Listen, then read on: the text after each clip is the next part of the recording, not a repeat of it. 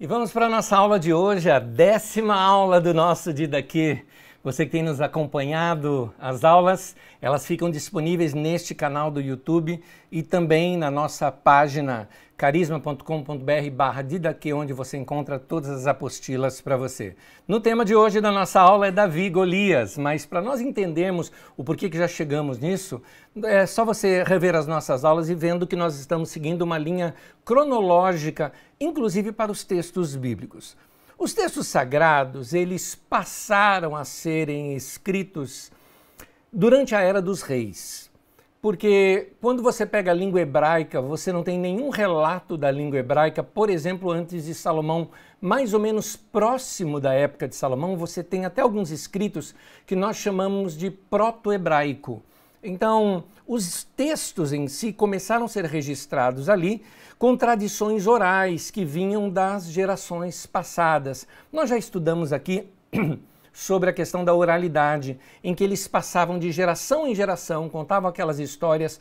O povo de Israel, inclusive, ele era disciplinado a que essas histórias fossem propagadas sempre, que elas sempre se desenvolvessem, que elas sempre fossem lembradas de pai para filho. Então você vai ver, por exemplo, o mandamento, para você falar com seu filho sobre essas coisas quando está andando, caminhando, ao deitar, ao se levantar. Você vê as festas anuais que eles tinham, nessas festas se recontava a história de Israel. E assim as histórias foram passando de geração em geração. Além do que, imagina, um povo sem nenhuma tecnologia. Posso usar isso como um parêntese aqui agora. Eu não sei se você já esteve em algum vilarejo assim, ou pro fundão do nosso Brasil, ou no meu caso que foi lá na África, onde estive num vilarejo onde não tinha luz elétrica, não tinha nada. Então é a luz do dia que dirige o que você vai fazer. Quando começa a anoitecer, já é hora de parar tudo e encerrar as conversas. Então ali em torno da fogueira ficava se contando as histórias, narrando os fatos, os conhecimentos.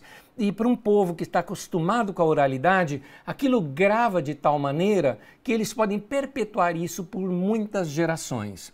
Nós hoje temos essa dificuldade com a nossa memória pelo fato de que nós recebemos muita informação. Alguém já disse que você e eu, por exemplo, com um celular nas mãos, navegando na internet ou num computador, na internet por 1 hora, você vai obter mais informação do que na Idade Média um homem teria durante a sua vida inteira. Imagina nesse tempo aqui que nós estamos falando, um pouco mais de 1000 anos antes de Cristo. Então, quando esses textos, quando essas tradições orais foram chegando, porque elas eram muito valorosas para eles vão registrando, e os compiladores, que isso acontece já lá muito tempo depois, durante o exílio babilônico, ou principalmente pós-exílio babilônico, ali que se fundamenta o judaísmo, eles, os compiladores, eles são muito cuidadosos em selecionar os textos e reunir os textos. Em alguns casos, eles conseguiram fazer ligações dessas histórias que chegavam para eles, colocando mais ou menos uma ordem entre elas para que ela tenha sentido. Em outras situações, 2 textos chegam juntos, eles colocam os textos ali porque eles percebem. Tem revelação por detrás dessas histórias, tem revelação nestes textos. Nós não podemos perdê-los, ainda que a gente não saiba onde eles se encaixam. É isso que acontece, por exemplo, no que nós estudamos na aula passada, sobre o governo de Saul. Você vai ver um capítulo que é contra a monarquia e outro capítulo que é a favor da monarquia. Ambos chegaram para os compiladores no futuro, que mantiveram os 2. A mesma coisa vai acontecer hoje na história de Davi. A história de Davi, e entenda, nós vamos estudar apenas o trecho da história de Davi, da sua ascensão ao trono, porque nós ainda estamos na época do reinado do rei Saul. É nessa época histórica que nós estamos. Aliás, para nós nos situarmos historicamente, vamos ver aqui o mapinha. Esse é o nosso mapinha que eu gosto de mostrar sempre para todos vocês. Vocês veem aí a linha do tempo, essa linha preta é a linha dos hebreus, e você vai vendo o que vai acontecendo no mundo ao redor. E esse é um momento em que ao sul o Egito está enfraquecido, a Grécia também está em guerra entre dóricos e jônios, ao norte a Síria não tinha mais força alguma, você não tem nenhum império nesse momento, vai surgir ainda o Império Babilônico. então dá um espaço grande para que aquelas confederações das 12 tribos se organizem ali. Mas eles tiveram problemas com os povos vizinhos, dentre eles os povos do mar, que é o que nós vamos estudar um pouquinho hoje, que são os filisteus. Um pouquinho mais a questão histórica, nós vamos entrar muito próximo dessa data de 1010 a.C. Então nós estamos entre 1030 a 1010 a.C., é esse o período histórico que nós estamos tratando na nossa aula aqui hoje. É claro, esses números são números aproximados, por favor, apenas pode notar que nós colocamos em dezenas, porque é em torno desses anos que nós estamos na história aqui agora. Interessante, né? Estamos estudando alguma coisa mais de 1000 anos antes de Cristo, por exemplo, uma coisa interessante, reavivar momentos desse aqui para nós. E momentos de pessoas que tiveram uma grande experiência com Deus, e por causa daquela fortíssima experiência, isso foi trazido de geração em geração. Então nós estamos estudando aqui narrativas de 3.000 e poucos anos atrás. Coisa linda de se ver. Vamos ler um texto bíblico um pouco longo, 1 Samuel 16, de 1 a 13, onde nós vamos estudar o momento onde nós temos a unção de Davi, ou seja, Saul ainda era o governante, Saul vinha errando e cometendo diversos erros, um deles nós citamos na aula passada, quando Saul tenta uniformizar tudo debaixo de si, onde ele assume papéis em que não era dele. Como eu disse, assim como nós temos na nossa estrutura, nossas instituições, nós temos o executivo, o legislativo e o judiciário, um tripé que precisa estar todos fortalecidos para que a gente tenha uma boa governança. Da mesma forma, naquele tempo eles tinham o exército, então o capitão do exército era alguém muito importante, o rei e o sacerdote. Esse tripé também era importante. E Saul, então, ele já estava assumindo a posição de capitão e de rei, ele era capitão de exército, ele está liderando um exército, e ele agora pega a estola sacerdotal e assume uma posição que não foi lhe dada, sendo que existia sacerdote ali, que era no caso Samuel, e ele não espera Samuel e exerce também isso. Então esse controle de Saul, a partir daí você nota que é uma rejeição de Deus muito clara sobre Saul, e Deus tem uma hora que fica claro com Samuel, porque Samuel, queira ou não, estava fazendo de tudo para manter ainda Saul em pé e ter um bom governo. E Deus então é claro com Samuel dizendo, acabou o tempo de Saul, eu vou levantar um outro no lugar dele, e esse outro eu vou te mostrar quem é, e aqui começa a história. Vamos ler. 1 Samuel 16, de 1 a 13, começa assim. O Senhor disse a Samuel, até quando você irá se entristecer por causa de Saul?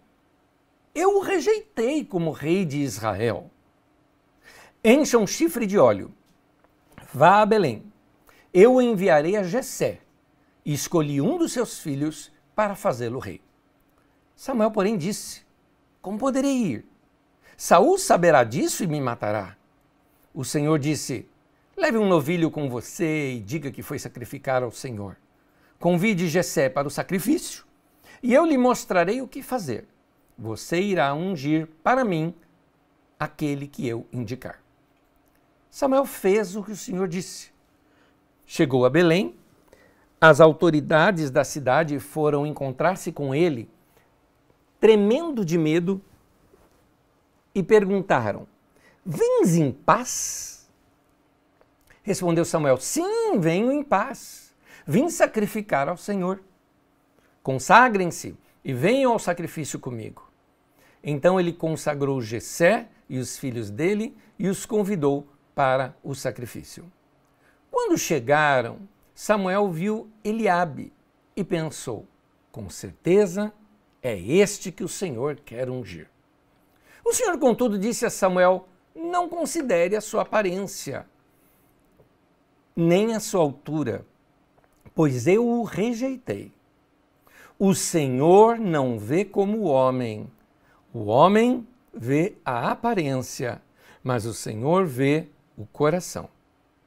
Então Jessé chamou Abinadab e o levou a Samuel. Ele, porém, disse, o Senhor também não escolheu a esse. Em seguida Jessé levou Samá a Samuel, mas esse também disse, também não foi este que o Senhor escolheu. Jessé levou a Samuel 7 dos seus filhos, mas Samuel disse, o Senhor não escolheu nenhum destes. Então perguntou a Jessé, esses são todos os filhos que você tem? Jessé respondeu, tenho ainda o caçula, mas ele está cuidando das ovelhas. Samuel disse: traga-o aqui. Não nos assentaremos para comer enquanto ele não chegar. Jessé mandou chamá-lo e ele veio. Ele era ruivo, de belos olhos e boa aparência.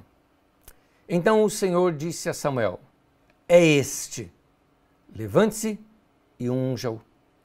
Samuel apanhou o chifre cheio de óleo e o ungiu na presença de seus irmãos. E a partir daquele dia, o Espírito do Senhor apoderou-se de Davi e Samuel voltou para Ramá. Davi era filho de Jessé e ele era o caçula. Sendo caçula, ele ocupava a função de ser o cuidador dos rebanhos do seu pai. Cuidar de rebanho, ou seja, ser pastor de ovelha, era, vamos dizer assim, a profissão mais baixa que você consiga imaginar. É um bico, como nós diríamos hoje, um flanelinha ou algo parecido, não é? É uma profissão assim que você tem que improvisar e depender de algumas situações. Você tem que depender que o vilarejo tenha rebanhos para você ter algum ganho naquilo. Me parece que Jessé era um homem um pouco mais rico, um pouco mais abastado, porque fala aqui dos rebanhos de seu pai, não dos rebanhos do vilarejo, como era um costume nos vilarejos pequenos. Então, Davi está lá cuidando dos rebanhos do seu pai e o profeta Samuel vai até Belém. Quando ele chega num vilarejo, né, na vila de Belém, que é uma cidade, mas para nós um vilarejo, ele chegando, isso era um grande evento. Porque, entenda, Samuel era o cara. Primeiro que ele tinha sido governante da nação, ele tinha sido juiz antes de Saul ser rei. Segundo, ele era o sacerdote, ou seja, um dos grandes poderes da nação e o homem de maior responsabilidade diante de Deus. Terceiro, ele era profeta. Então Samuel vem na cidade, todo mundo, meu Deus do céu, o que esse homem veio fazer aqui? Tanto que, assim, uma comitiva de honra sairia para fora da cidade para recebê-lo e fazer como que uma romaria, acompanhá-lo para dentro da cidade. Claramente, os homens, os anciãos ficam sabendo e já correm dizendo, olha, avisaram para eles, corram porque o Samuel está vindo aí. Então eles vão se encontrar com o Samuel, entram com ele e a primeira pergunta que eles fazem, é de paz a sua vinda? Assim, o que o senhor veio fazer aqui no nosso vilarejo? Está todo mundo com medo. Samuel diz, é de paz. Eu vim oferecer sacrifícios para o Senhor. Note, naquele tempo, você tinha vários locais de sacrifício para Deus. E não só um em Jerusalém, como acontece do reinado, principalmente de Salomão em diante, um monopólio da religião através de Jerusalém. Tem uma razão de ser isso que nós entenderemos mais adiante. Mas ainda carregando aquele sistema tribal, em torno das famílias e dos vilarejos, uma coisa mais espalhada, um governo não muito centralizado, Samuel também mostra que o culto era assim. Então, ele vai oferecer sacrifício, e como algumas partes daquilo que era oferecido para Deus, do cordeiro que era oferecido para Deus, era oferecido também ao sacerdote, e sacerdote era Samuel, Samuel convidaria uma família, como se fosse de honra, para participar com ele daquele momento de alimento. Seria então as ofertas de comunhão, onde você faz uma oferta para Deus, mas é você quem come. Então, lembra um pouco a nossa ceia, não é? A gente faz isso para Deus em memória de Deus, mas nós é que comemos. A igreja primitiva, por exemplo, aliás, Jesus, na época da própria ceia, você nota que é um jantar, e no meio do jantar há o pão e há o vinho. Da mesma forma, a igreja primitiva diz que eles comiam na casa um dos outros, né? Eles juntavam ali as panelas, comiam juntos, para depois então participar da ceia. Então a ceia ela era menos ritualística, mas ela era mais de confraternização, mais uma sensação de comunhão. Então, isso vem desse tempo, dessas ideias aqui do passado. Então, Samuel chama para essa mesa da comunhão a família do Jessé, já sabendo de que Deus tinha falado com ele. Dessa família eu vou levantar o próximo rei de Israel. Bom, lembre-se que no texto, inclusive, eu vou até localizar aqui no texto, tem um momento em que Samuel diz assim, consagre-se e venha ao sacrifício comigo. Então ele consagrou Jessé e os filhos dele e os convidou para o sacrifício. Ou seja, tem o sacrifício e tem o jantar. Todos esses filhos de Jessé tiveram a chance de se arrumarem, não é? Vão estar diante do sacerdote, aquela coisa. Aí o sacerdote chama, que é o profeta e sacerdote Samuel, chama cada um dos filhos para vir. O Jessé já percebe que haveria uma palavra importante, já que ele tinha dito que vinha em paz. Ele ia proferir alguma profecia ali para um dos filhos dele. Cada um dos meninos vem quase que num desfile ali, e finalmente não era nenhum deles. Ele manda perguntar se tinha mais algum. O Jessé fala do seu filho mais novo. Não dá tempo do Davizinho se arrumar, não participou de nada, não sabia nada do que estava acontecendo. Chegou do meio do pasto, com cheiro de pasto, com capim na cabeça, devia estar. A expressão aqui, ruivo, é uma tradução questionável, porque é provável que esteja falando do estilo do cabelo dele. É muito provável que sejam cabelos encaracolados. Essa que talvez seja a melhor tradução para esse texto. Então vem aquele cara com o cabelo todo bagunçado, encaracolado, cheio de mato e o que é? Pronto, e Deus fala, este é ele, esse é o cara. Eu gosto da tradução de Almeida, 1 Samuel 6,12 na tradução de Almeida, ela é mais clássica, diz assim, então mandou chamá-lo e fê-lo entrar, era ruivo, de belos olhos, boa aparência, disse o Senhor, levanta-te e unge-o, pois este é ele. Que coisa linda, este é ele. Mas tem um detalhezinho nesse texto que explica o este é ele. Quando nós lemos lá atrás, no versículo 7, diz assim, o Senhor não vê como o homem vê a aparência, mas o Senhor vê o coração. É interessante notar esse detalhe porque nesse mundo plástico que nós estamos hoje, nesse mundo fake, nesse mundo onde você tem que se produzir para você poder ter sucesso numa mídia social e então obter seguidores, você vai ver aqui um homem que não estava nada produzido, um homem que não tinha altura talvez para isso, alguns colocam ele como sendo até baixinho, um homem que não tinha nenhum brilho. Essa comparação aqui também tem a ver com Saul, porque Saul, quando narra da escolha de Saul, que foi o povo que escolheu Saul, Saul disse que ele se destacava dos outros dos ombros para cima. Ou seja, Saul era tão alto que a média do israelita batia no ombro de Saul. Então era um cara alto, bonito, forte, né? O cara. Então eles falaram, esse aí tem pinta de rei. Davi não tinha nada disso. E o texto está dizendo, Deus não vê como o homem vê a aparência. O Senhor vê o coração. Guarda isso, meu irmão, porque isso é para você. O Senhor vê o coração. Então, na aula passada, algumas pessoas me fizeram a pergunta, como eu posso saber o meu chamado? E a minha resposta foi uma resposta até parece que vaga, mas ela não é vaga. Eu disse, você vai saber. Porque não tem a ver com o que alguém te disse ou a capacidade que você tem a ver com algo lá no coração. É uma coisa íntima, tá lá dentro de você. Porque é lá que o Senhor fala com você, é lá que o Senhor te vê. E é isso que o texto está dizendo, o Senhor vê o coração. Muito bem.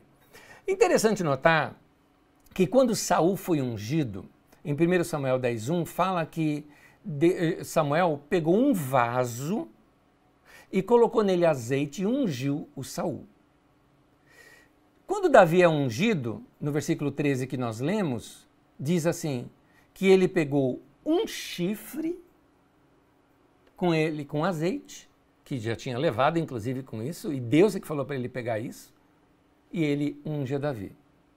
Eu acho que aqui é muito significativa essa expressão, porque mostra Saul sendo ungido com um vaso, e um vaso é algo feito pelas mãos humanas. Já o chifre vem da natureza, é das mãos de Deus.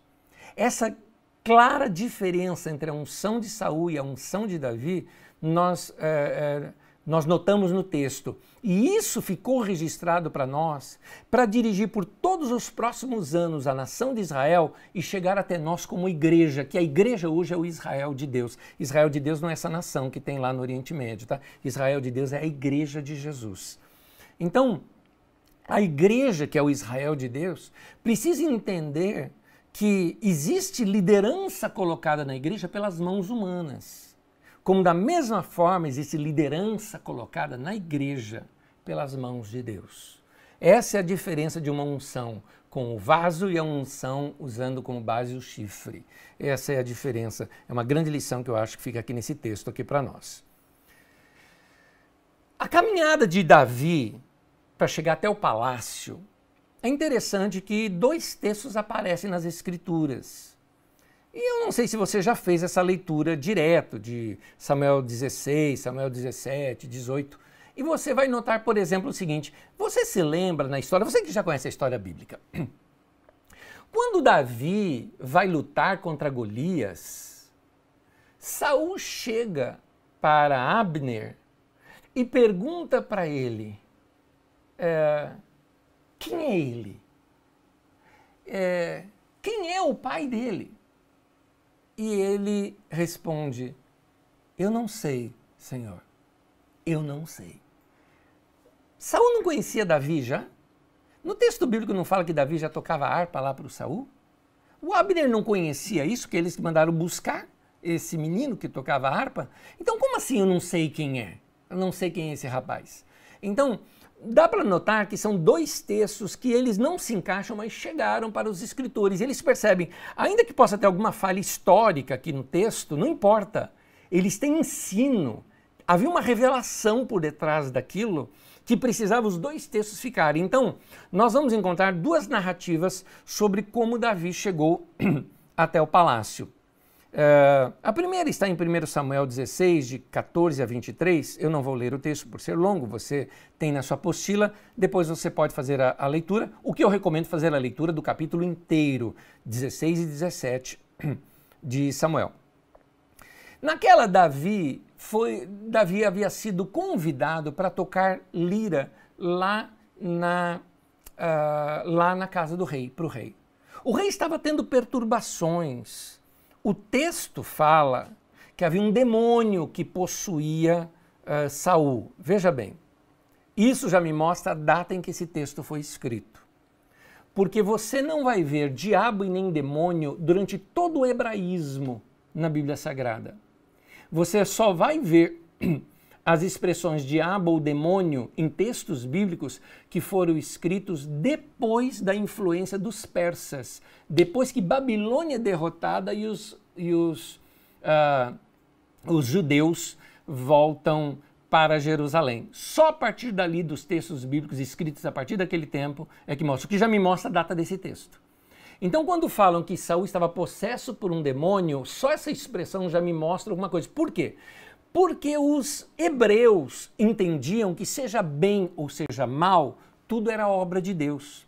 Por isso, entenda que o hebreu, eu vou tentar te explicar, eu vou pedir um favor para o Eduardo aqui. Coloca para mim de novo, Du, o mapa cronológico. Olhando esse mapa cronológico, tudo que você está vendo aí é o período dos hebreus. O período que eu chamo, que é esse período que já seria o judaísmo, ou o judaísmo tardio. O judaísmo ele vai surgir depois de Salomão. Depois de Salomão você vai ter Judá ao sul, Israel ao norte, o que gera o judaísmo. E depois dos judeus ter sido levados para a Babilônia, você tem, ou melhor, depois da morte de um dos últimos reis de Judá, Josias, é que você tem o início do que a gente chama judaísmo tardio. Então, durante o período do judaísmo tardio, que eles vão para a Babilônia, e aí o judaísmo começa a inserir, começa a aprimorar a sua linguagem para que as pessoas do seu tempo entendam melhor, então eles começam a trabalhar mais com a dualidade. O mal é o diabo, o bem é Deus. Porque nos textos anteriores, inclusive, diz assim, eu crio todas as coisas, diz o Senhor, eu crio o bem e eu crio o mal. Por isso que textos antigos, por exemplo, provavelmente o texto antigo dizia assim, que um espírito da parte do Senhor se apossou ali de Saul. Como os redatores estão já num tempo onde se usava as expressões diabo ou demônio, então fala, um espírito maligno da parte do Senhor. E daí por diante vai. Nós vamos entender melhor esses detalhes sobre diabo e demônio quando nós estivermos estudando o judaísmo tardio debaixo do Império Persa. Ali nós vamos estudar melhor essas questões. Então, não me tragam perguntas nessa área que eu vou falar, nós ainda vamos estudar sobre isso. Aqui, voltando ao nosso texto, Davi então é convidado para tocar para o rei. Que, aliás, vamos ser sinceros, nós não sabemos se ele estava mesmo endemoniado, ou se ele estava com esquizofrenia, se ele estava sofrendo de algum dano mental. Nós não sabemos esses detalhes porque um povo naquela época não saberia identificar isso. Por exemplo, o povo bíblico, qualquer doença de pele, qualquer, era chamado de lepra. Qualquer uma. Você poderia ter uma erisipela, você poderia ter uma mancha na pele, você poderia ter, não sei se existia já naquele tempo a catapora, tá? Que eu estou inventando. Qualquer coisa que surgisse assim, marcas e manchas na sua pele, para eles era lepra. Então tinha que distanciar do povo, fazer o isolamento do povo, por falta de conhecimento. Então, nessa cultura com pouco conhecimento, qualquer situação assim era tratada dessa maneira. Eles não iam conhecer esquizofrenia, depressão ou medo. Medo sim, medo eles usavam porque é um sentimento. Mas pessoas que têm situações onde elas são tomadas de forte agressividade. Tem uma doença, como é que é o nome da doença? Eu vou pedir aqui os meus auxiliares aqui. O nome daquela doença em que a pessoa ela pega e xinga, não é? Tem um nome. Síndrome de Tourette. Síndrome de Tourette, disse aqui, ó, meu sábio assessor para assunto aleatório, Dudu. Síndrome de Tourette, que a pessoa tem... daqui a pouco ela grita, ela xinga, ou faz algo parecido. Se alguém visse isso há anos atrás, diria, é demônio, né, ou coisa parecida. E é um problema mental. Então, conforme Davi enfrentou esse problema com Saul, esteve na sala de Saul, na casa de Saul, você vai vendo que aquilo vai perturbando Saul. Só que agora eu vou me deter ao texto bíblico. No texto bíblico fala que Saul estava endemoniado. Então Saul, ele começa a ter inveja de Davi, ele quer matar o Davi. O texto não explica nisso, por quê? Porque ainda Davi não tinha enfrentado ainda Golias no texto, mas por isso que eu estou dizendo que são dois textos que vieram de momentos diferentes. Tem um momento em que Saul pega uma flecha, tira contra Davi para cravar Davi na parede, Davi se desvia e foge, esse é o texto que acontece em outro momento, enfim. É importante nós vermos tudo isso e tirarmos lições daqui. Mais uma vez eu te recomendo um livro. O livro chama-se O Perfil de Três Reis. Esse livro vai falar sobre Saul, Davi e Absalão. Vale a pena, adquira esse livro, procure na internet, O Perfil de Três Reis, um livro muito fininho, muito pequeno, mas muito importante para você ler. Continuando. Uma outra narrativa de como Davi chegou no palácio é aquela que nós mais conhecemos. Em 1 Samuel 17, de 12 a 54, vai contando a história que Davi ele vai levar comida para os seus irmãos, que, estando no campo de batalha, deveria também retornar com notícias para o seu pai. E aí, lá no campo de batalha, é que começa a história que nós vamos contar hoje. A história de Davi e Golias. Após essa vitória de Davi sobre Golias, que nós já conhecemos o fim da história, desculpa aqui o spoiler, Davi derrota Golias, pronto, falei. Então, após essa vitória, o Davi se torna o escudeiro do rei. E começa a acompanhar o rei na guerra contra os filisteus. E teve grande sucesso, e aí as mulheres saíram nas ruas gritando o nome de Davi, deixando Saul com ciúmes. Mas esses detalhes eu vou começar a trabalhar um pouquinho mais na próxima aula. Hoje eu preciso me deter aqui sobre essa batalha, esse entrave entre Davi e Golias.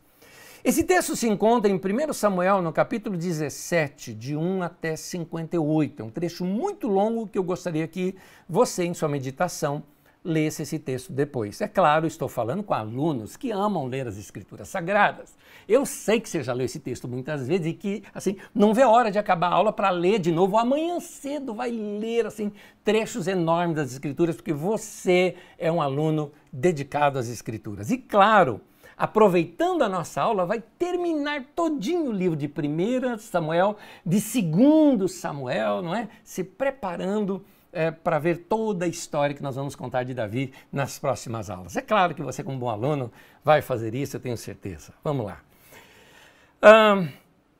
A batalha vai se dar numa região chamada Vale de Elá.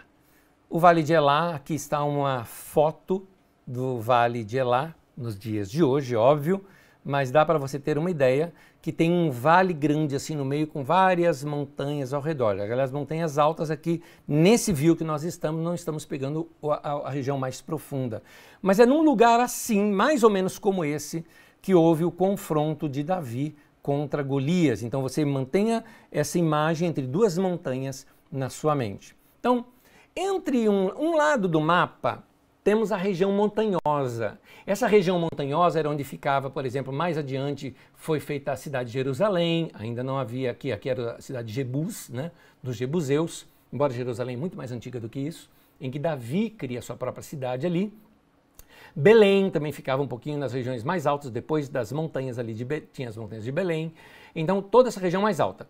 Aí você tem lá embaixo uma planície costeira que vai toda ao longo do mar. E lá embaixo, naquele lugar que seria hoje a faixa de Gaza, na faixa de Gaza, ali ficavam os filisteus. Inclusive, Gaza é o nome de uma das cidades dos filisteus. Filistia, Palestina, é a mesma coisa, são nomes que vêm mudando. Por exemplo, Palestina, esse nome vem da época sobre o Império Romano. Essa região entre lá o vale e lá em cima as montanhas, é a região chamada como Cefelá. Como você viu até ali na foto, tem muitas plantações, é uma região fértil, aliás, uma região bonita de plantio, vários riachos vindo das montanhas irrigam ali o lugar. É um lugar cheio de vales. Um deles é esse, o Vale de Elá. Elá é um nome hebraico para uma planta chamada terebinto. O terebinto é o terebinto pistacheiro, né? É aquele de onde você extrai o pistache. Então, Elá, você vai lembrar aqui do pistache. Se algum exército viesse lá da costa, de onde veio, né, que eram os filisteus, e quisesse alcançar algumas das cidades das montanhas, ele tinha que ir por esse vale. Ele servia como uma espécie de corredor para se chegar até lá. Os filisteus, eles estavam com uma estratégia, eles precisavam dominar Israel, porque eles perceberam que Israel estava se organizando como nação. Israel antes era um povo tribal e tudo mais, agora eles tinham um rei, já tinham um exército, já estavam se organizando. Então os filisteus falaram, vamos fazer o seguinte, vamos cortar essa nação no meio. Imagina o mapa aqui de Israel, vamos entrar pelo meio do mapa, vamos cortar esse mapa, ficar ali no mapa e a partir dali nós vamos separar o norte do sul, perder o contato de boa parte das tribos ali de onde eles recrutavam, não é? Os seus soldados, desse modo nós vamos conseguir dominá-los. Para a gente entender um pouquinho mais, os filisteus, voltando àquele mapinha cronológico, são esses povos do mar. Eles já estavam há 200 anos nessa região aproximadamente. E uma das coisas que os filisteus tinham, eles já eram uma nação mais avançada. Por exemplo, eles já tinham uma tecnologia melhor do que a tecnologia de Israel.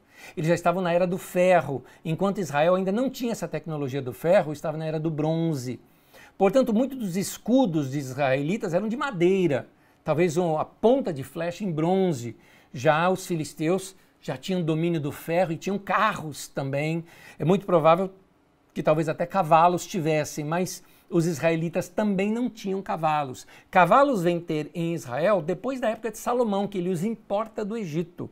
Mas, enfim, Israel era bem inferior aos filisteus nesse período da história. E os filisteus decidem, nesse momento, atacar e invadir Israel pelo meio. Vamos ver um mapa aqui agora? Esse é um mapa geográfico. Veja bem, queridos, esse mapa ele não é dessa época que eu estou falando, tanto que você está vendo o reino de Israel em cima e o reino de Judá embaixo. Isso acontece alguns anos depois, tá bom?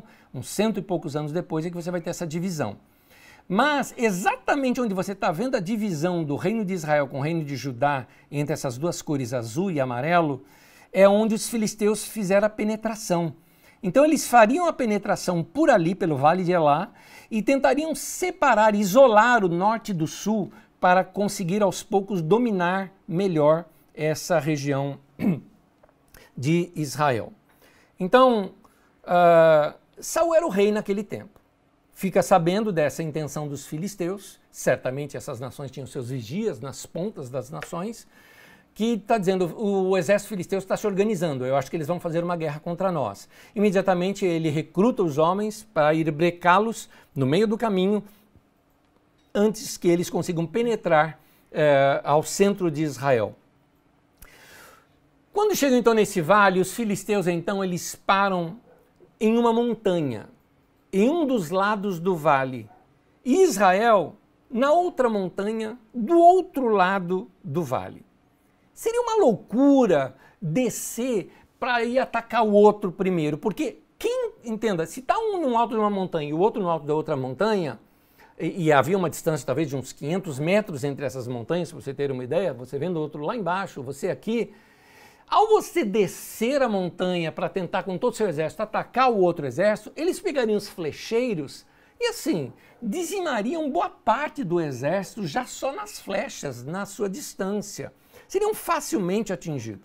Então os dois exércitos estão sem ação, eles acham que é muito arriscado sair de onde estavam e ficam buscando novas estratégias.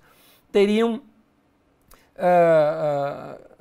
descer o vale e subir o outro lado, era uma exposição muito grande, eles perderiam a guerra fazendo isso. Então um fica esperando pelo outro. Decidem então fazer uma coisa que era muito comum naquela época, isso aqui não é invenção desse momento bíblico.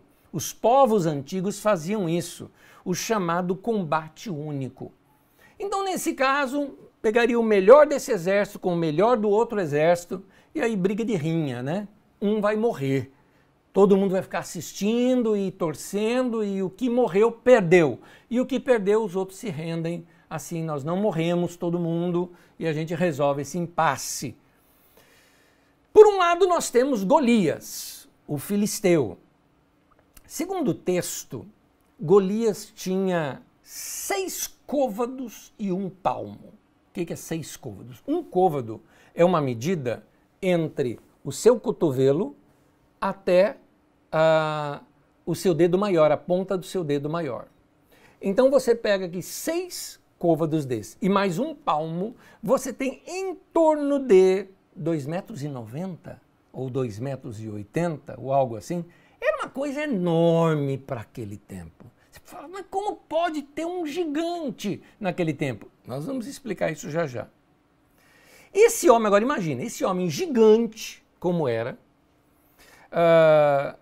coberto da cabeça aos pés, com uma armadura de bronze, ele tem uma espada e um dardo, e a ponta da lança dele é de ferro.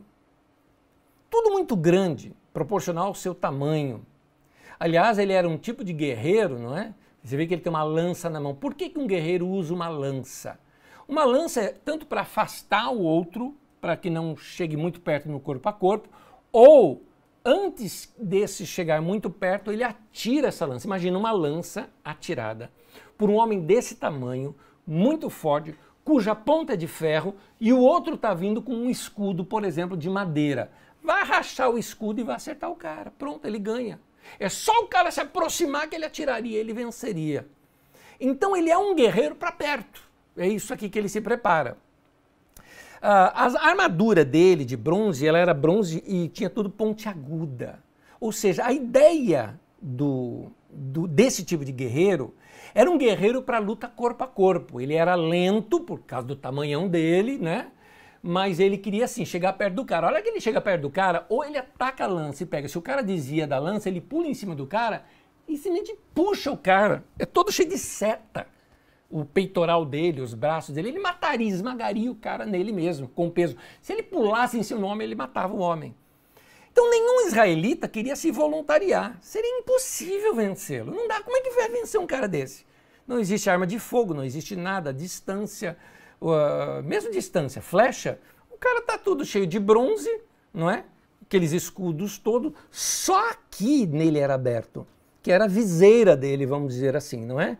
o momento aqui do olhar dele, dos olhos dele. Você não tinha uma parte do corpo dele exposta.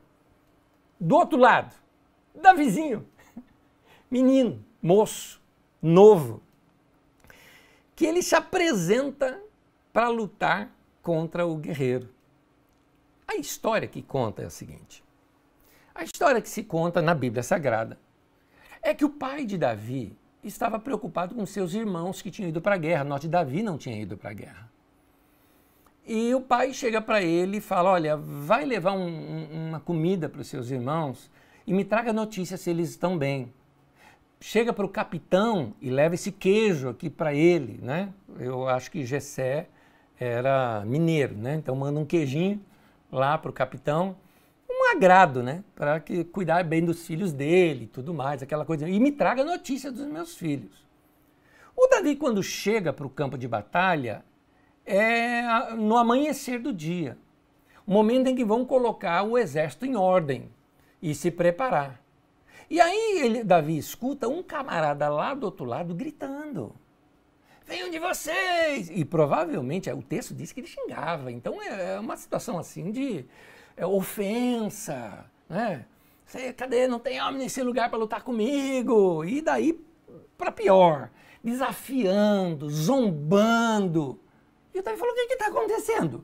Ele falou, não, é o seguinte, esse é o guerreiro deles, mas não tem. E ele falou, e o nosso? Não tem nenhum. Ninguém se dispôs a lutar contra esse cara. Mas por que ninguém se pôs a lutar contra esse incircunciso? Essa expressão de Davi está dizendo o seguinte, nós temos aliança com Deus. Como é que a gente pode ter medo de um cara que não tem? E Davi não entendia isso.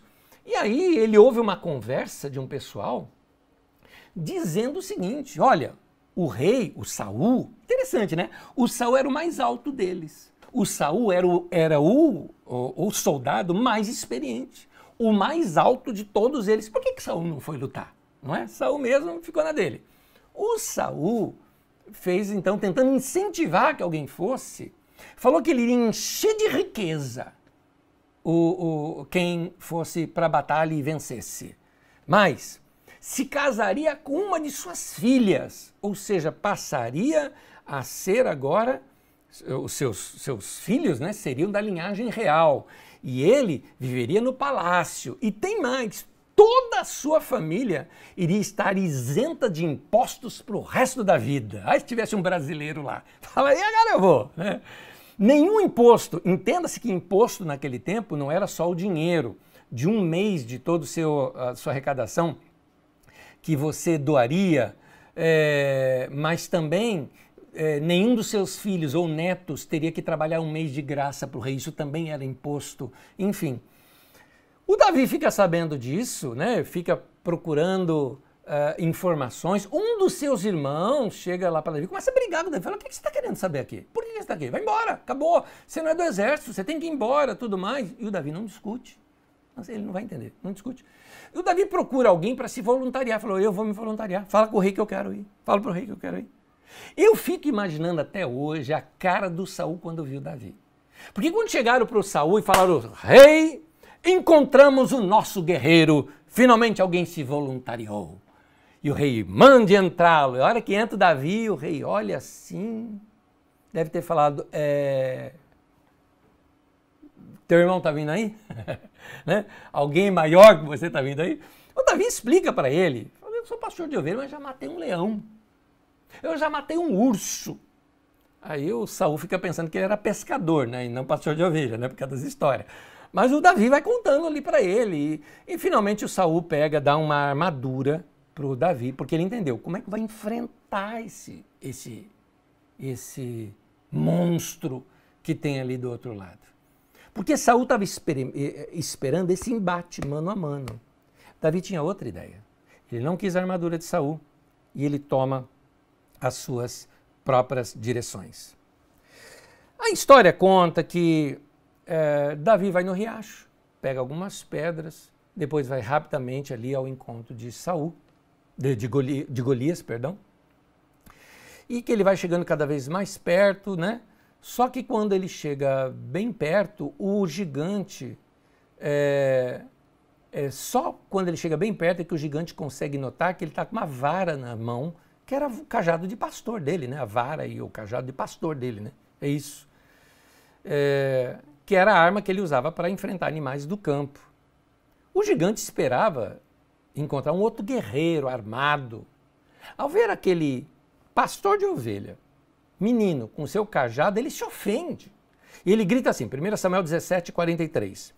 Eu sou por acaso um cão? Para que você venha contra mim com pedaços de pau? Ou, como diz a tradução, né, de Almeida, com paus? A ideia é assim, você vem aí ele estava vendo paus no plural, né? É isso que ele estava vendo. Então, Davi, ele tinha pego uma pedra lá do vale de Elá, coloca na funda, atira, acerta bem no meio dos olhos do gigante. O gigante cai.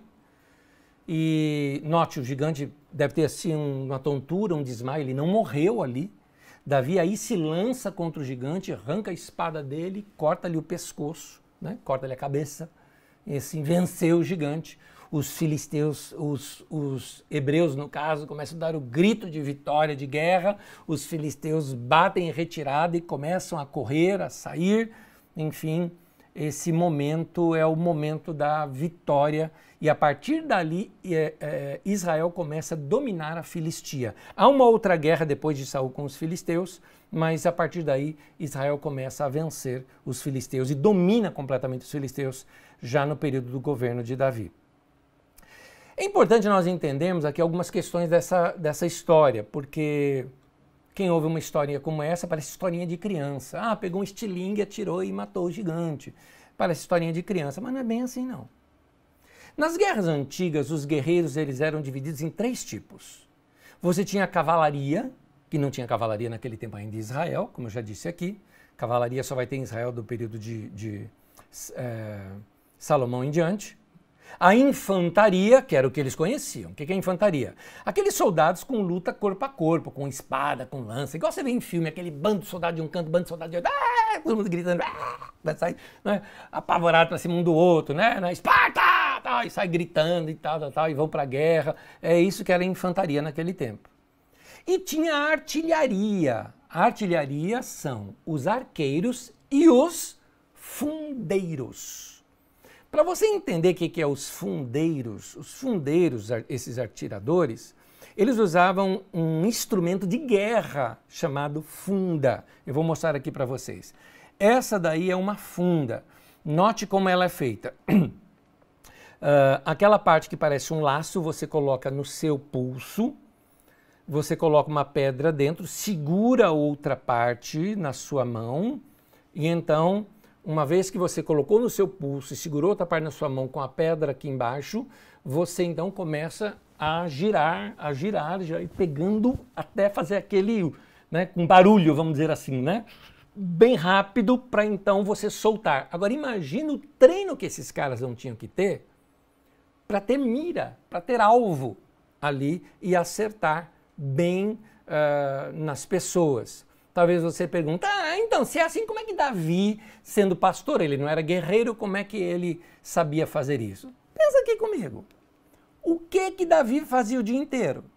Cuidava de ovelha. Tá, o que é cuidar de ovelha? É só pegar, chamá-las, levar para o pasto, deixar lá e só dar bé, bé, bé, bé, bé, bé. Não tem nada que você fazer. Então Davi devia ficar ali treinando, porque o pastor de ovelhas, ele tinha que defender as ovelhas de ataque de lobos ou coisa parecida. Então uma pedra atirada muito longe era uma coisa muito importante. Então mais rápido, melhor do que, ou mais força do que atirar uma pedra com as mãos, era usar a funda. Assim ele conseguia ao longe do rebanho proteger o rebanho sem atingir uma ovelha. Certamente Davi deve ter treinado muito isso. Imagina o dia inteiro sem fazer nada. Ali era uma região que tinha muito figo. Talvez pegasse um figo mais ou menos desse tamanho, imagina. Pegava um figo, colocava lá em cima de uma pedra, alguma coisa, e ficava treinando. Pá! Né? Pá! Acertando aqueles figos, né? Imagina, se lá de longe ele acertava um figo, a olhar aquele gigantão, aquele cabeção na sua frente, eu falei, isso é fácil. Isso aí não é difícil, não. Então, essas fundas eram muito usadas. Para você ter uma ideia, se você estuda história romana, você vai ver numa época, se eu não me engano, é cento e pouco, logo depois do ano 100, você tem um imperador chamado Trajano. Por ali, tá? Em torno de 100, cento e pouco, você tem Trajano. E esse imperador Trajano, que foi alguém que ampliou muito o Império Romano, existem desenhos em colunas de Trajano, hoje, existe ainda até hoje em Roma esses desenhos de arte colocada em colunas de palácio, onde mostra o exército de Trajano composto de fundeiros. Então, você nota que o próprio Império Romano, com todo aquele exército, boa parte do exército era feito de fundeiros. Ao girar uma funda com habilidade, geralmente era com bastante habilidade que as pessoas faziam isso, o arremesso poderia atingir, alguém já mediu isso, algo em torno de 35 quilômetros por segundo. Imagina a velocidade disso e a força que isso chegaria num lugar. Para você ter uma ideia da força que isso chegaria, eu já te explico melhor. Além disso ser muito forte, você lembra que Davi pegou as chamadas pedras do vale? Deixa eu mostrar aqui de novo aqui o vale de Elá para você, mas agora mostrando as pedras do vale. Então, aqui era o lugar onde, por exemplo, no alto de uma montanha ficava um exército, no alto de outra montanha o outro exército. Você nota esse, eu não sei, aqui não sou geólogo, talvez um calcário ou algo parecido, mas as pedras do vale, elas são de sulfato de bário, ou seja, barita. Para quem conhece essas pedras, ela tem uma densidade maior do que uma pedra comum, é quase igual a um chumbo. Então, se nós fizermos um cálculo balístico, por exemplo, a força para poder parar o arremesso desses daqui, você teria que ter algo semelhante a uma defesa de calibre 45, por exemplo, de um revólver hoje. Imagina um escudo que defenderia um tiro de calibre 45. Da mesma forma seria o que você teria para defender um tiro, vamos dizer assim, de funda com barita rodada daquela maneira, atacada numa distância, claro, uma distância curta. Segundo alguns relatos, esses fundeiros conseguiram alcançar um alvo ao ponto de matar numa distância de até 180 metros. Algumas tapeçarias medievais que foram preservadas, alguns desenhos medievais, desenhavam a possibilidade de se atingir até mesmo um pássaro em voo.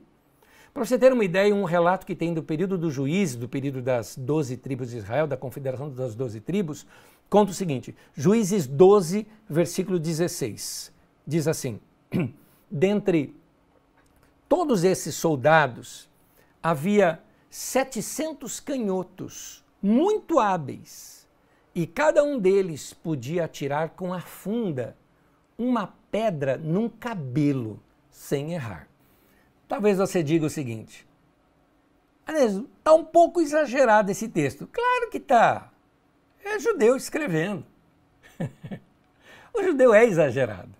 É que para nós o exagero, para nós é mentira. Para o judeu o exagero significa valorização. Valorização do assunto. Então, por exemplo, quando você quer falar um grande exército, 20 mil homens. Gente, uma cidade naquele tempo tinha 2, 3 mil pessoas. Então, os textos se valorizam dessa maneira.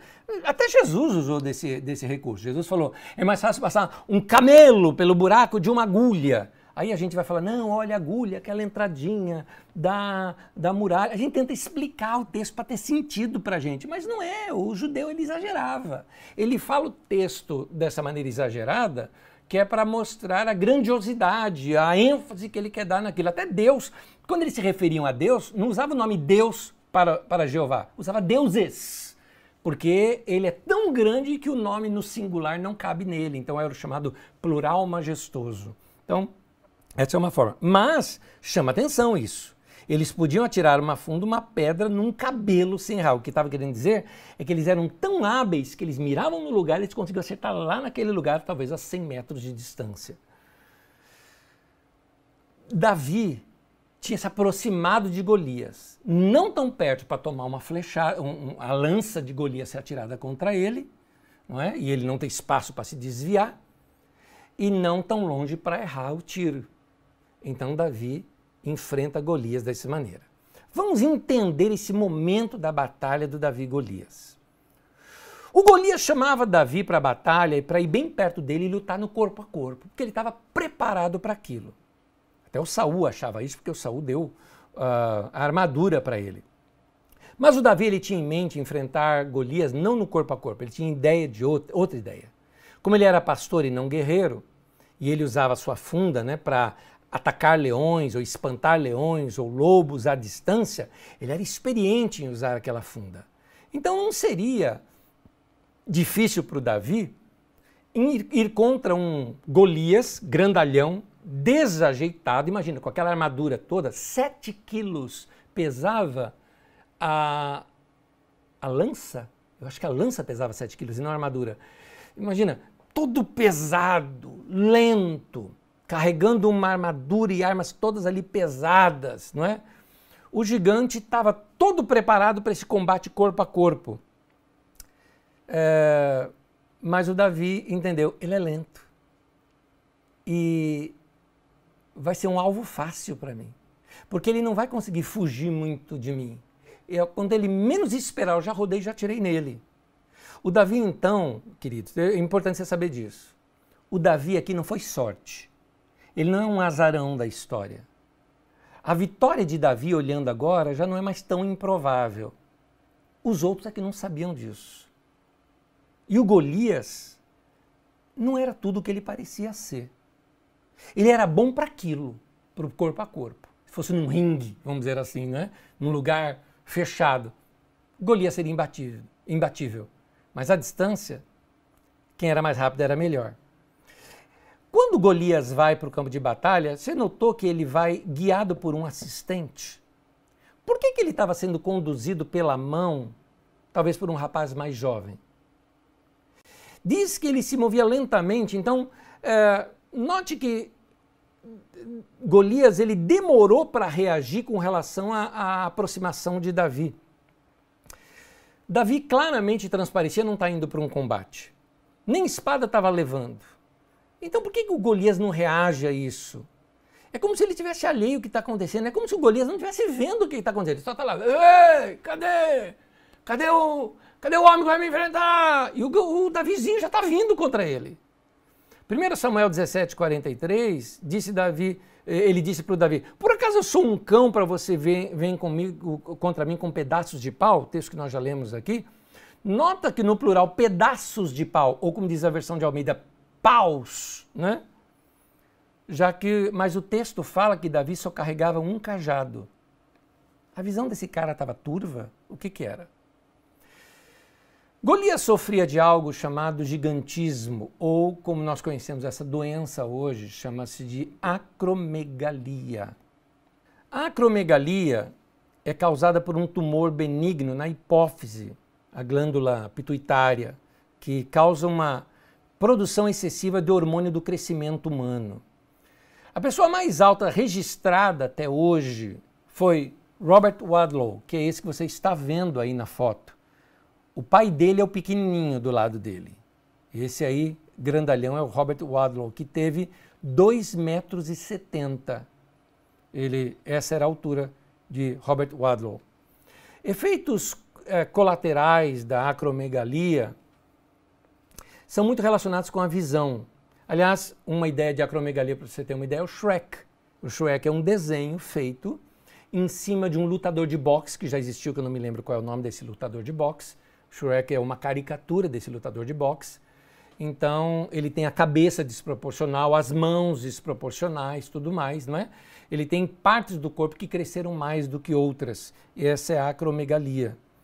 Então, um dos efeitos colaterais é que por causa que cresce essa glândula aqui, pressiona os nervos ópticos do cérebro, o que faz com que as pessoas com acromegalia passem a ter uma visão dupla, sejam intensamente míopes. Por que Golias se movia tão devagar? Por que ele precisaria de um auxiliar, quase como se ele fosse cego, né, para levar até o vale? Por que ele não conseguia ir sozinho para o vale? Precisava de um auxiliar. Por que ele não percebe melhor Davi à distância?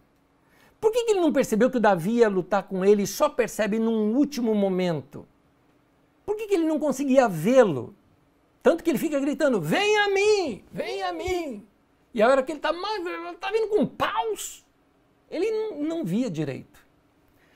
É muito provável que Davi, quando desceu, o texto diz que ele correu em direção ao texto hebraico, dá uma ideia de uma corrida em zigue-zague.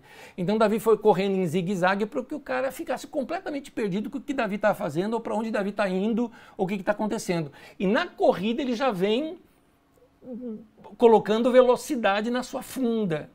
Nisso, quando chega numa distância relativamente segura para o cara não atingi-lo com uma lança, e realmente relativamente perto para poder atingir o grandalhão, ele gira, funda, solta, acerta bem no meio da testa do indivíduo, que devia ser desse tamanhão aqui, fácil para Davi, para quem acertava um figo, acertar uma melancia daquela era fácil.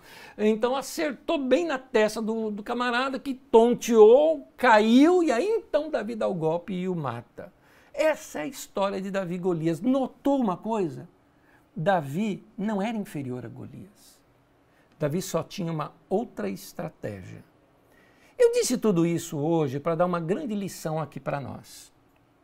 E essas lições que nós vamos tirar da história aqui vão servir muito para a vida da gente. Por isso eu as deixei todas registradas. Você presta atenção comigo, mas tem tudo aí na sua apostila. Eu deixei todas elas registradas, porque eu queria que você guardasse isso e meditasse nisso logo amanhã cedo, ao levantar. Medita nisso que eu estou falando agora, aqui no final. Vem comigo, presta atenção aqui comigo. Olhando do alto da montanha, os israelitas pensavam que Golias era um cara invencível.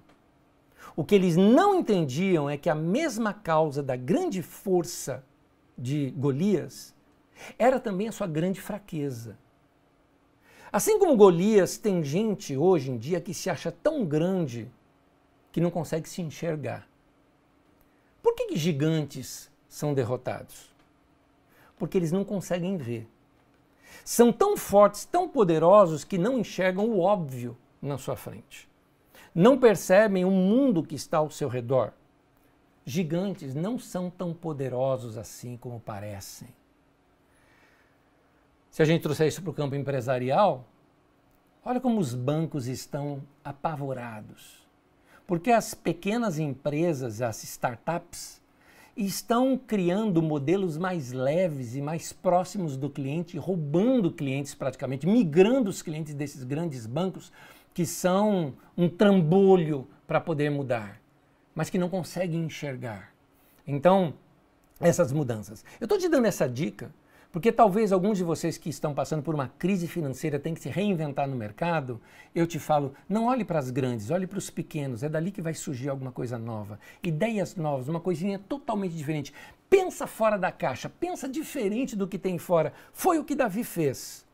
Davi venceu porque ele mudou as regras, foi isso que ele fez. Ele não tinha sua mente condicionada como os outros israelitas e pegou então Golias de surpresa.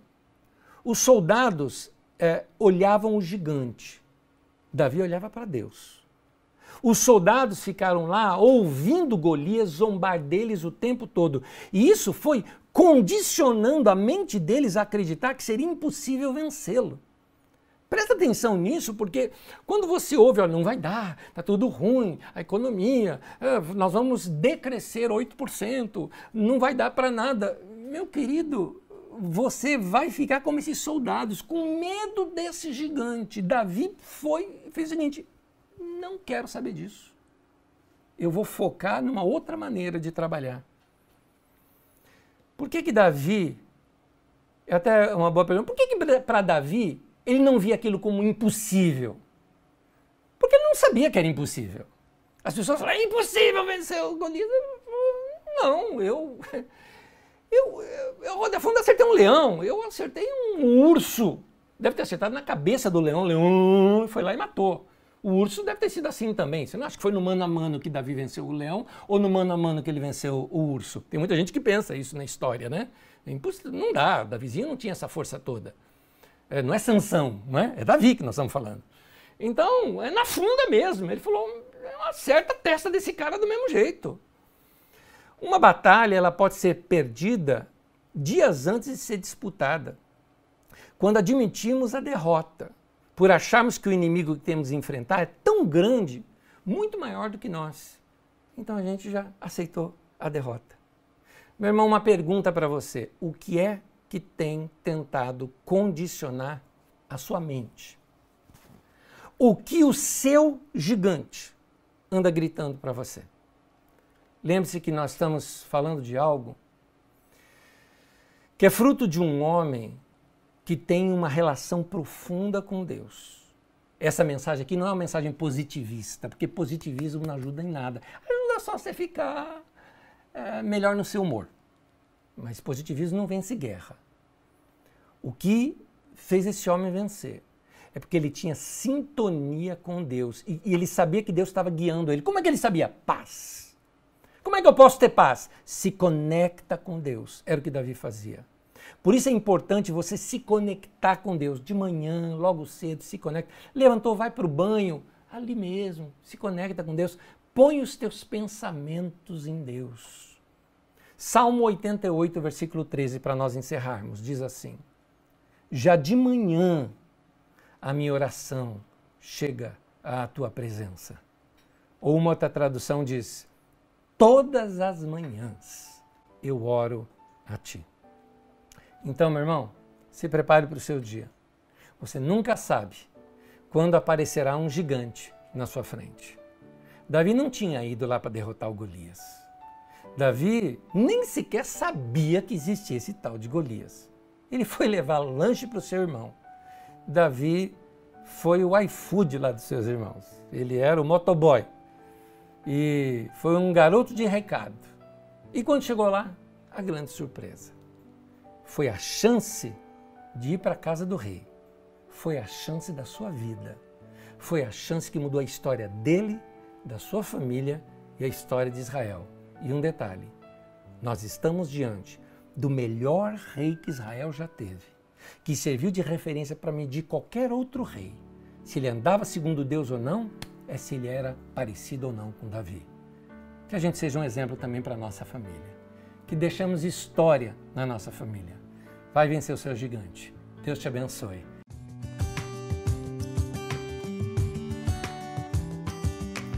E vamos às perguntas que chegaram aqui. Vou te pedindo para você colocar as perguntas mais cedo, que estão chegando todas de última hora aqui com a gente. Vamos lá. Cleiton Nunes pergunta, né, os filisteus eram povos da Grécia Antiga? Como eles se comunicavam com o povo israelita? Vamos lá. Primeiro, você deve se lembrar que quando numa das aulas eu coloquei esse exato detalhe dos filisteus serem aqueles povos do mar, e hoje na aula de hoje você viu que eles já estavam há 200 anos, que eles já estavam, nesse tempo aqui que nós estamos encontrando, eles já estavam há 200 anos estabelecidos naquele lugar, ou 250 anos, ou talvez até mais, 300 anos talvez. A gente não sabe ali, os números são aproximados. Já estabelecidos ali em Canaã, os filisteus, eles eram, vamos colocar assim, inicialmente lá, os fundadores deles eram povos bárbaros marítimos, seriam isso, tá? Igual a ideia que a gente tem de viking, né? Aquele povo bruto e tal. Esse povo não leva muito a sua cultura. Tanto que ao chegar em Canaã, eles assumem a cultura cananita. Os filisteus, quem era o deus dos filisteus? Dagon. Dagon não era um deus grego. Dagon era um deus do norte de Canaã, para você ter uma ideia. Então, dá para você ter uma ideia de que os filisteus assumiram toda a cultura cananita. Então, certamente eles falavam o que a gente chama do proto-hebraico ou proto-aramaico, né? Que é o que a gente tem ali, que é essa língua cananita, a língua semita. Eles assumiram isso, a cultura, a língua, os deuses, tudo isso eles assumiram, por isso que é mais provável que a comunicação tenha se dado dessa maneira. Uma outra pergunta que chega, Davi foi ungido 3 vezes, por que isso foi necessário? Cleiton, eu vou explicar isso na próxima aula, então eu vou deixar essa resposta para depois, que eu acho que eu já respondo ela na próxima aula. Na próxima aula nós vamos entender Davi governando só o sul de Israel, Davi governando depois o sul e o norte de Israel, e por que nós temos essas narrativas. Algumas delas são essas duplicidades que eu te falei, que chegaram para as mãos do escritor, ele deixou ali. Você vai ver, Saul, tem 3 escolhas de Saul, uma foi por sorteio, a outra foi pelo povo, a outra foi pelo destaque dele, uma coisa assim, eu não me lembro detalhes lá, do texto mais, mas você vai notar esses detalhes também de duplicidade, né? Mostra claramente que são textos muito antigos, narrativas muito antigas, que chegaram para os redatores e eles mantiveram os dois. Rodinei Pressoto, pastor, quando Davi enfrentou Golias, ele já tinha sido ungido rei de Israel? Não, querido, não. Ele se torna rei depois, nós nem chegamos, tudo que eu te contei hoje aqui, não faz parte ainda do reinado de Davi. Davi, depois de Golias, ele passa a ser, eu esqueci o nome que se dá, o guardião, o guarda-costa, né? A gente chama de guarda-costa, mas o auxiliar do rei, que ia ali na frente do rei, o escudeiro do rei, essa palavra. Ele vira escudeiro do rei, aquele que não desgruda do rei, que defende junto com o rei e que faz os ataques juntamente com o rei. Esse era Davi. É assim que ele passa a ser nesse período agora. A Josi Bellarmino pergunta, Anésio, que armas espirituais, digamos assim, podemos ter hoje para enfrentar e vencer esse gigante, ou seja, ele está trazendo para os nossos dias, a crise econômica, a pandemia, que tem desafiado a todos nós. Bom, isso aqui é uma aplicação de texto, você trouxe o texto bem para os nossos momentos aqui agora. Só explicando a expressão armas espirituais, quando a gente pensa em armas espirituais, tem gente, por exemplo, que usa de algumas situações que não são bíblicas, né? Por exemplo, tem gente que fala que tem que orar nas pontas da cidade para demarcação de território, coloca a faixa, o monumento, essa cidade é do Senhor Jesus, ou pega o prefeito entregando a chave da cidade na mão dos pastores. Tudo isso é balela, gente, tudo isso é balela. Tinha um camarada, por exemplo, aqui em São Paulo, que pegava e ele fazia xixi nos pontos de limites da cidade com outra cidade, porque disse que é assim que o cachorro demarca território. Então ele também demarcava território dessa maneira, né? Um xixi santo, coisa parecida. Esses absurdos não são armas espirituais. Paulo fala, nossas armas não são naturais, elas são espirituais, são poderosas em Deus para destruir sofismas e fortalezas e todo pensamento que se levante contra a verdade do Evangelho, algo assim que Paulo diz ali naquele texto. É interessante notar porque quando nós estudarmos no Novo Testamento e vermos, por exemplo, a igreja crescendo, diz assim, a palavra do Senhor prevalecia e crescia o número de discípulos. Tem um texto que diz que a palavra do Senhor crescia e prevalecia. O que seria a palavra do Senhor crescer e prevalecer? Hoje em dia seria pregar em rádio, pregar em TV? Não, claro que não. É quando a mentalidade do Evangelho vivida, encarnada, o verbo se fez carne, encarnada na igreja, e a igreja vivendo no mundo, passando a ser sal da terra, pega o sabor da igreja na terra, você muda uma sociedade. Vou dar um exemplo para você negativo. Quando eu dei aquele estudo sobre a igreja na Coreia do Sul, você vai ver que as maiores igrejas do mundo são na Coreia do Sul. O número de evangélicos cresceu exponencialmente na Coreia do Sul. No entanto, uma das presidentes que tivemos na Coreia, que era evangélica, foi acusada de corrupção e, se não me engano, presa. Nós já tivemos situações em que, apesar da igreja crescer dessa maneira, não é isso que você está vendo nos jovens. Hoje os jovens curtem o K-pop e não a igreja em si. A palavra de Deus não prevaleceu, mudando a mentalidade de uma nação. Por exemplo, no Brasil, nós crescemos da década de 80, do início da década de 80, em torno de 5%, mais ou menos, 4 a 5% de evangélicos no país, década de 70 e 80, para aproximadamente 35% de evangélicos no país. E eu te pergunto o seguinte, vamos pegar algumas cidades próximas a Goiânia, por exemplo, ou Goiânia, como por exemplo, que dizem ter algo acima de 50% de evangélicos. E eu te pergunto, a corrupção no nosso país diminuiu 50%? O índice de abandono das drogas chegou a mais de 50%? Teve melhoras no país de mais de 50%? Na verdade, eu estou vendo até piora. Então, isso significa que a igreja não está prevalecendo, não está usando as armas espirituais. As armas espirituais é a verdade da palavra de Deus. É isso que a gente precisa ter. Parar com essas revelações todas de profetisa, de tanta coisa por aí. Aliás, cabe aqui um parêntese que eu gostei muito. Um irmão muito querido no Twitter postou o seguinte, é um pastor, e postou o seguinte, ele falou, uma irmã me perguntou, pastor, na sua igreja tem revelação? Ele disse, sim, minha irmã, tem. E ela falou, e quem revela? Ele falou, bom, eu e o Almeida. Almeida é o nome de um dos tradutores da Bíblia, né? É o que ele está dizendo, revelação para ele é a exposição da palavra de Deus, não é? Então, as nossas armas espirituais são essas verdades da palavra de Deus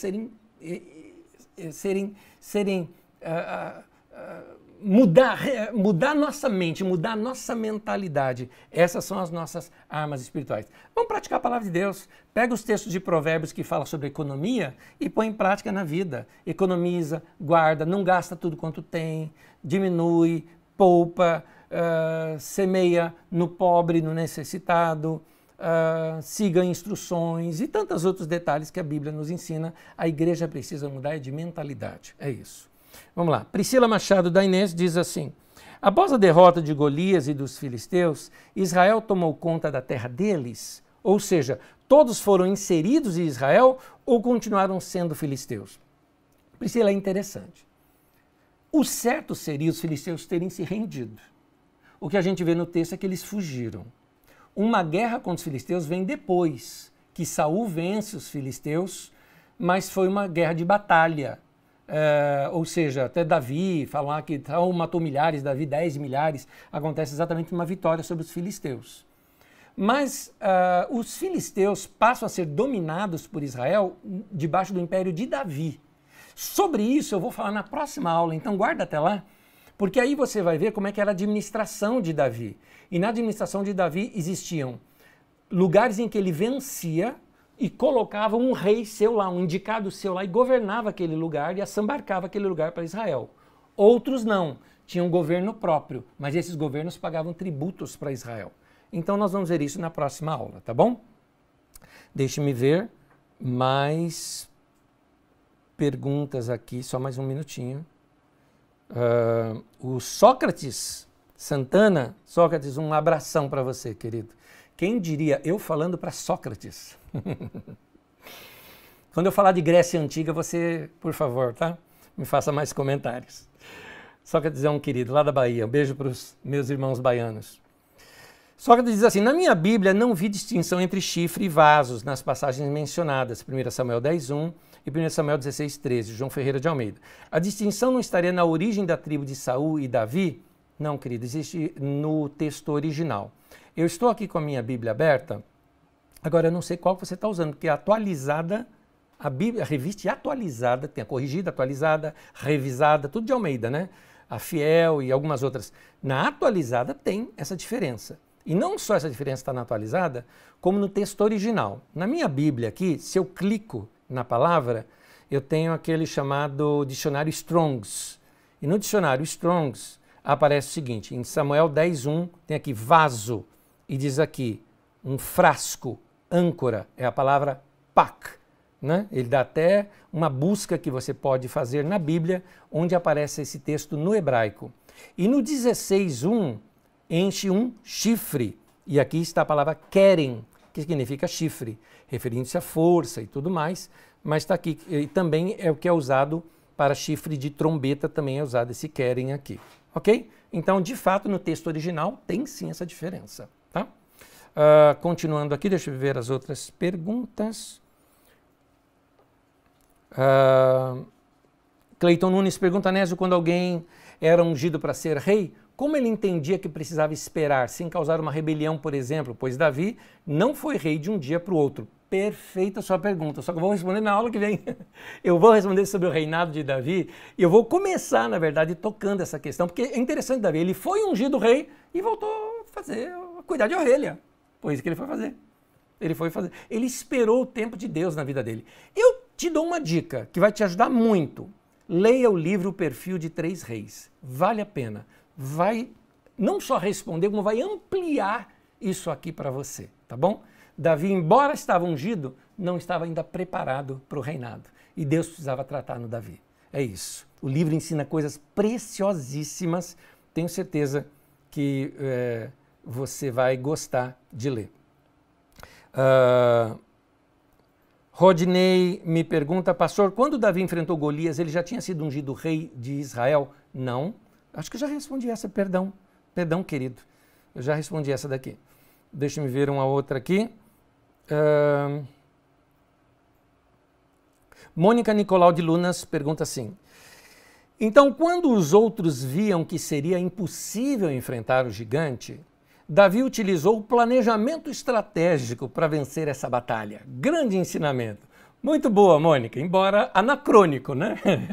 Mas muito bom. Você fez uma transposição aqui para os nossos dias. De fato foi. Uma coisa, Mônica, que ele fez foi ele analisar uma possibilidade que ninguém tinha analisado. Ninguém tinha pensado naquela maneira. Então, é isso que você tem que fazer na área de vendas, é isso que você tem que se reinventar. Entende? A reinvenção tem a ver com sair do paradigma. O que é paradigma? Paradigma é um trilho de trem cujo teu pensamento cai nele e não consegue sair daquilo. Então você precisa sair de um paradigma para pensar de uma maneira diferente.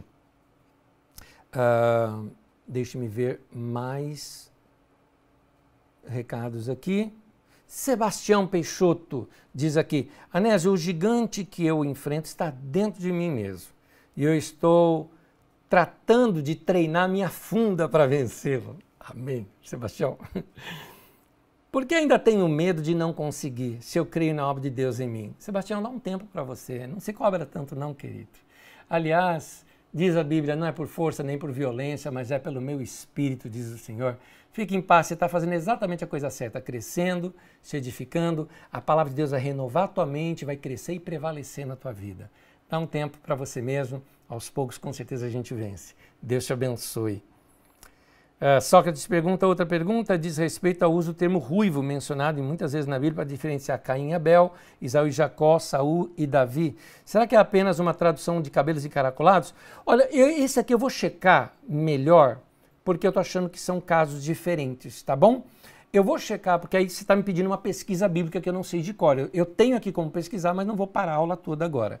Eu tento responder isso no chat daqui a pouquinho, porque eu vou ter que checar esses 3 textos e procurar o texto original para te responder, tá bom? Então no chat eu te respondo mais tarde isso. Sócrates, você fica até mais tarde aí na sala de aula que a gente responde. Deixa-me ver mais algumas perguntas e já estamos encerrando. Esse eu já vi. Eu acho que eu terminei as perguntas. Tá aqui, terminei as perguntas. Um beijo para todos vocês. Deus abençoe a cada um de vocês e guarde isso. Estude a Bíblia. Não leia somente. Estude. Leia em várias versões, é importante. Compare textos, faça estudos. Alguém me perguntou na aula passada uma Bíblia de estudos, a Bíblia de Jerusalém é muito boa para isso. As notas de rodapé são mais de estudos do que essas outras que são mais de pensamentos, né, positivos sobre a Bíblia. Essa outra ela vai mais nos textos originais, é muito boa, chamada Bíblia de Jerusalém. Vale a pena para estudar. Mas eu recomendo você ir pelo texto bíblico mesmo. Estude o texto, leia o texto e releia o texto, veja detalhes, procure na internet. Tudo isso faz parte da nossa sede por Deus para crescermos no nosso conhecimento. Que Deus abençoe a cada um de vocês. Domingo, 10 da manhã, estamos juntos para a Ceia do Senhor. Venha participar da ceia com a gente também, domingo, 10 horas, no nosso culto. Deus te abençoe até o próximo dia daqui, terça-feira, 20 horas, aqui nesse canal.